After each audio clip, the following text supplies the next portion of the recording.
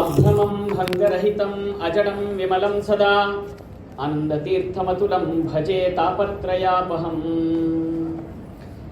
श्रीमतो राघवेन्द्रस्य Namami पदपङ्कजे कामिताशेषकल्याणकलना कल्पपादपौ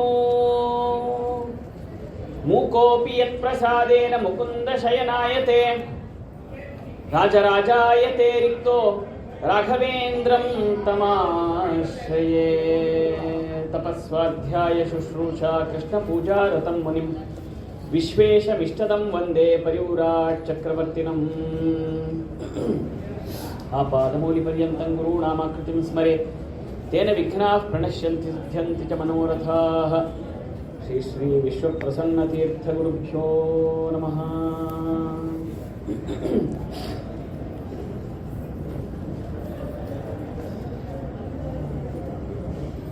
On this auspicious day, we are all here gathered to offer our sincere salutations to the holy feet of Sriman Narayana through the real ambassador of our Sanatana Dharma, who is popularly known as Kali Yuga Kalpataru, as mentioned by the scholars earlier. This is a very great event and a wonderful day, especially this particular Aradhana, the 354th Aradhana of Sri Raghavendra Swami. What is the speciality of this? If you would just like to see even the numerology, 3, 5 and 4. 3 is at least now, Raghavendra Swami is motivating us and inspiring us through these numbers. At least now, let us make use of all these 3 ages, whether the childhood or the young age or the old age, it doesn't matter. Let us make use of all these 3 ages and thereby the 5 Indriyas granted to each and every human being by God, Pancha Karmendriya and Pancha Jnanendriya, making use of all the 3 ages and all the 5 Indriyas, let us get into the 4 path, that is nothing but Dharma, Artha, Kama and Moksha. And this is the real opportunity on this particular day or auspicious days, these 3 days. Wonderfully said by revered Acharya, that is Sankalpa. Generally during Aradhana what we do is, it is not the first day we do Sankalpa and end it up on the 3rd day.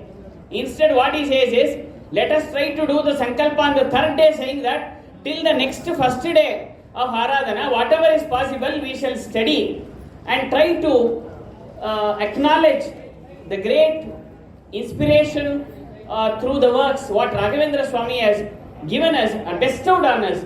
Let us try to do the Sankalpa on the 3rd day. So we should have done in the last 3rd day. At least now on these 3 days, let us try to do the Sankalpa. So all the 3 days are meant for doing Sankalpa itself. Because it is not power. Generally what we do is, first day we do Sankalpa, 2nd day have Prasadam and 3rd day end it up completing, thinking that the Aradhana is completed. It is not so. Actually, let us make use of this great auspicious event to do the Sankalpa for knowing the great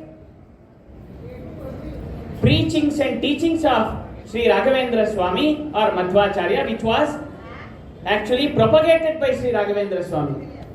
See, there is such a humble and the politeness or humbleness of Raghavendra Swami is, he has written so many works.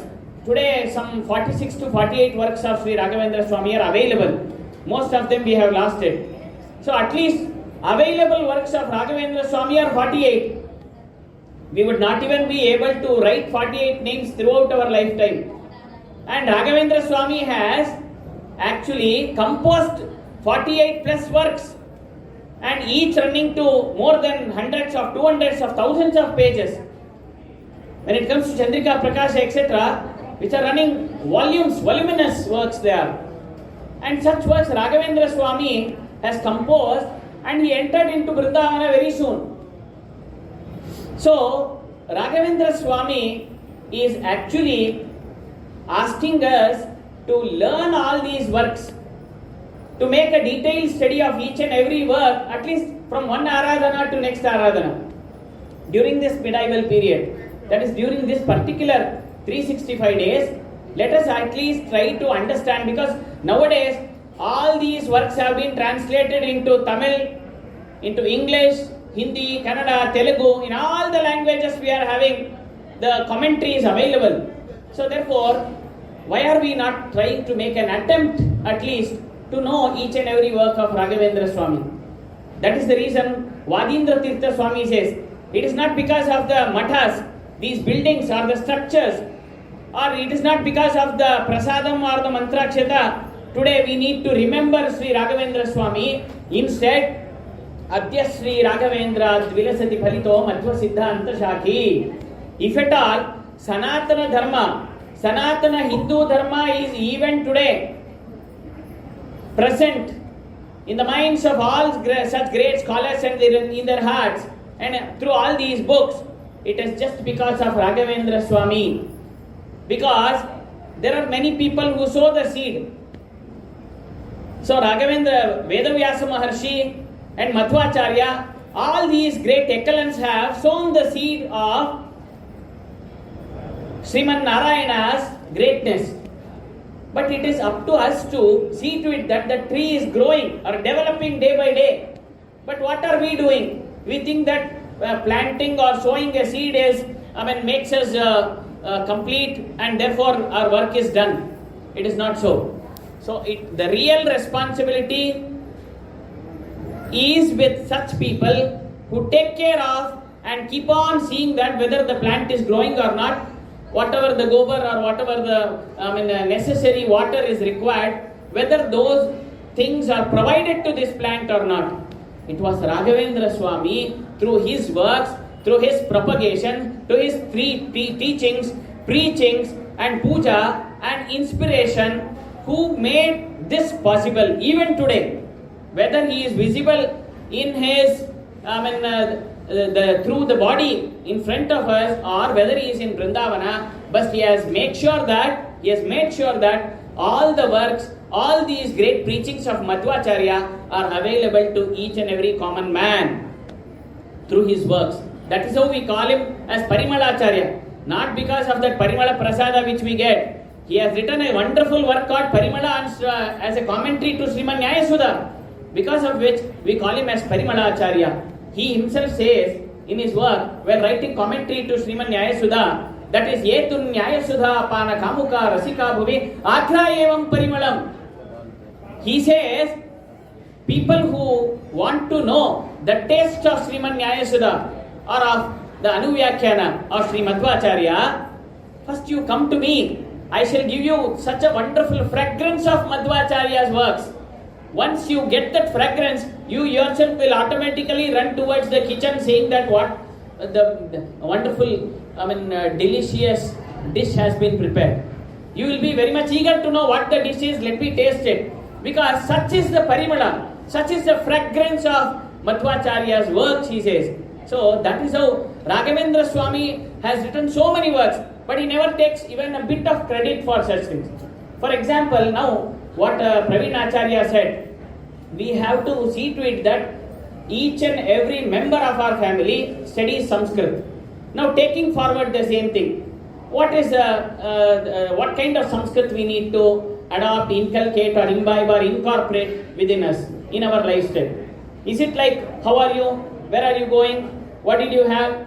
That kind of Sanskrit, that will become another language like Kannada or some other language. Then what is the use?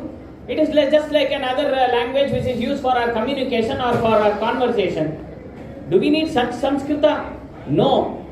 The basic idea behind learning or making us to learn Sanskrita was, even I didn't know, I was studying in an English medium school when His Holiness Parama Pujya Sri Vishweshatirtha Swamiji, he brought me And when my parents said his Upanayanam is not done, he said, don't worry, I will take care of his Upanayanam too. So he took me to Vidyapita. He was the one who conferred or who actually bestowed with that Upanayana Samskara to me. And after that he started, I didn't even know Kannada. When I joined Purna Prajna Vidyapita, I was not even able to write few words in Kannada. But I was the one who did my first MA in Kannada. Only after that I did my MA in Sanskrit. So that was the inspiration. That was the motivation. That was the great blessings of Pejawar Swamiji. So he made us all learn. See, whatever it is, you come to me. I'll see to it that you will learn all these things. So therefore, he made us all learn Samskrita, which is useful in our daily life. With Samskrita, not that what is the food you had or where did you go. Instead, we were made to study Bhagavad Gita, Mahabharata, Ramayana, and thereby understand what the real Samskrita is. Raghavendra Swami was the one who preached such wonderful Samskrita.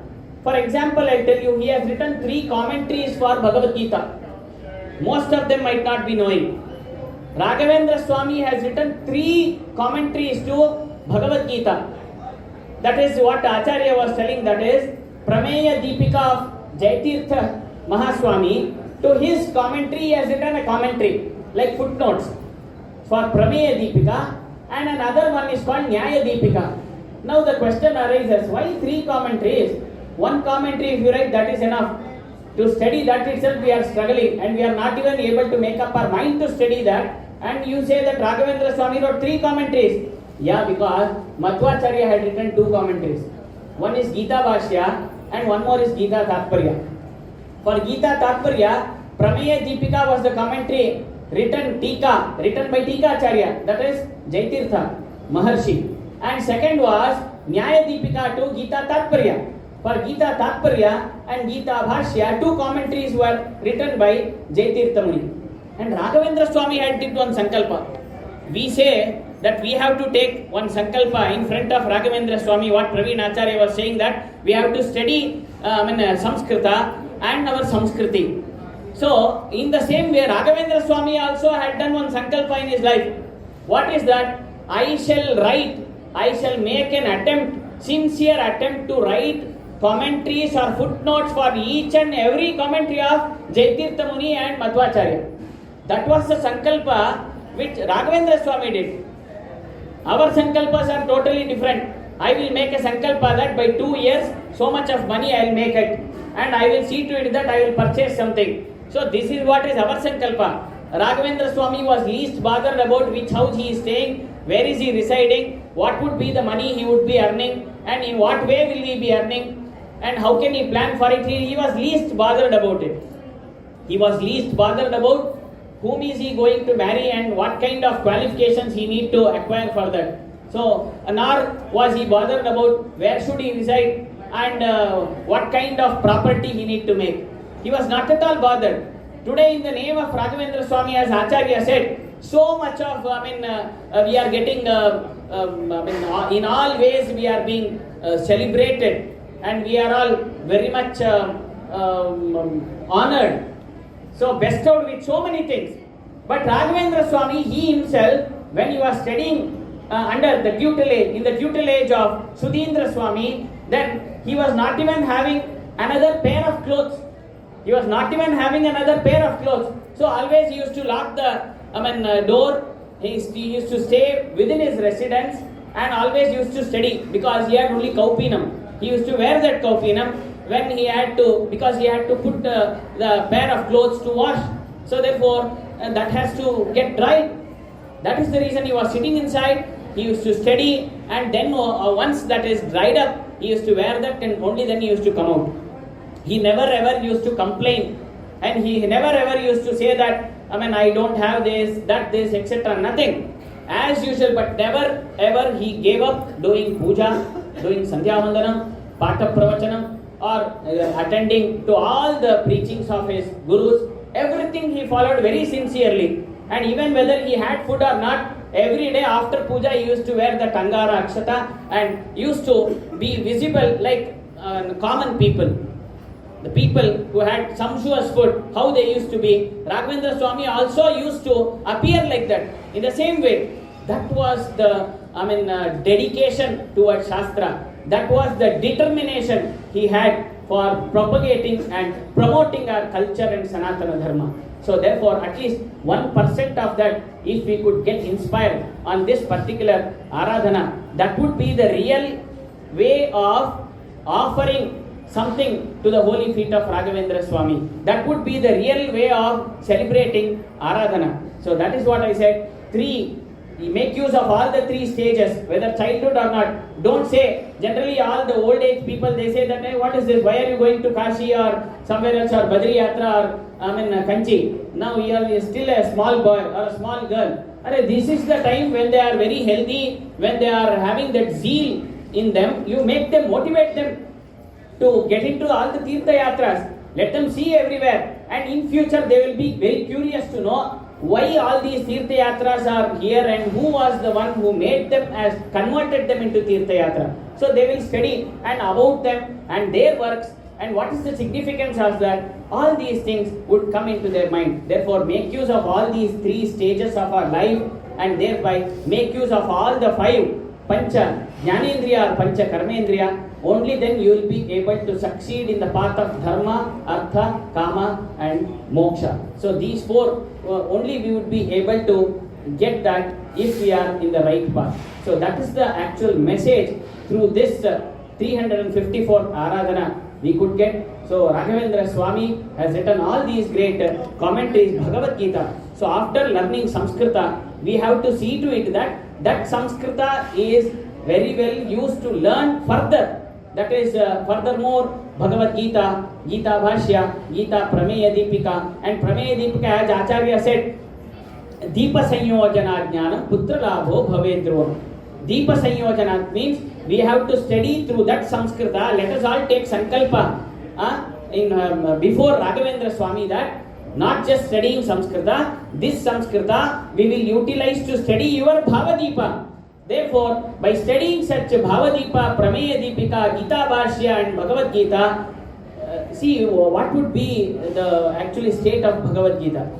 Many acharyas have written commentaries to Bhagavad Gita, whether it is Shankaracharya or Ramanujacharya or Madhvacharya. All these have really helped us a lot by writing all these commentaries. But later on, people changed the order of slokas, or some of them were deleted.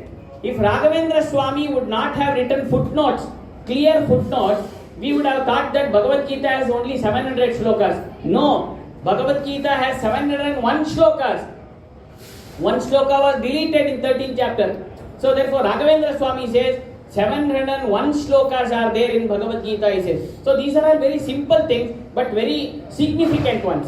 So if Raghavendra Swami wouldn't have told, then the great preachings of Vedavyasa Maharshi, the Bhagavad Gita which came through Bhagavan twice, one in the written form by Vedavyasa Maharshi and once again through Krishna, preaching through Arjuna to the whole world. Krishna was the one who actually said or gave those preachings. So it is the only one and only work in the whole Sanatana Dharma which was twice uttered by Bhagavan. One is through Vedavyasa Rupa, again through Krishna Rupa. So therefore such a wonderful Bhagavad Gita has been, for which 3 commentaries are there. First one is Prameya Deepika, means what are all the great things, all the incidents happened, about that the commentary. Second one is Nyaya Deepika, which brings out the great laws of Bhagavad Gita. Today it is very helpful for the law student. If somebody studies, Nyaya Deepika of Jaitirtha and Bhavadeepa of Raghavendra Swami, they would be definitely able to parallelly understand what the Indian laws are today. So therefore Nyaya Deepika is the one which helps us to understand the Sanatana laws, for which we need to study the second commentary. And third commentary, why did he write them? Anyway, 2 commentaries were written by Madhvacharya and Jaitirtha Muni, and Raghavendra Swami also should have written only 2. But still, he says, first he had already written 1 commentary. After that he wrote these 2. Raghavendra Tirtha Swami, he clearly says, why did he write this one? For which he says, Nasyadisha Prasado गुरुवर करुणामन्तरेणेति रूढो धीर Shri Raghavendra व्रतिवर सुदृढश्चेतसस्ते विपाकः. He had already written the whole gist of Gita Artha Sangraha, the gist of each and every shloka and what they actually mean, with the title Gita Artha Sangraha by Raghavendra Swami. After that he thought, whatever we write, we should always fall in the line of the preachings of our gurus. Otherwise we will not be getting their blessings. So let me fall in the actual lane laid by our Guru Madhvacharya. Therefore he thought, how much ever I would have given the gist of Gita, still let me follow the same line. Thinking so, he wrote again commentary to Gita Bhashyas Prameya Deepika and Gita Tatparyas Nyaya Deepika. So that's what one should always be very kind enough and thankful to our gurus. This is another message shown by Raghavendra Swami. That is how he has written 3 commentaries, he says. So in this way, all these 3 commentaries are like the 3 eyes of Narasimha, which are very much capable of destroying all our sins and all our dukkha. Therefore, let us all make an attempt to study through Bhagavad Gita, because Bhagavad Gita is the greatest work of our Sanatana Dharma, and therefore let us study Samskrita, and making use of that, study Bhavadeepa or Bhagavad Gita commentary of Raghavendra Swami and offer it to the holy feet through him to Lord Krishna. So with these 2 words, let me offer these 2 words to the holy feet of अस्मत् गुरु श्री विश्वेश तीर्थ स्वामी अंतर्गत श्री राघवेंद्र गुरु अंतर्गत भारतीय मुख्य प्राण अंतर्गत क्षेत्र मूर्ति श्री कृष्णार्पणमस्तु.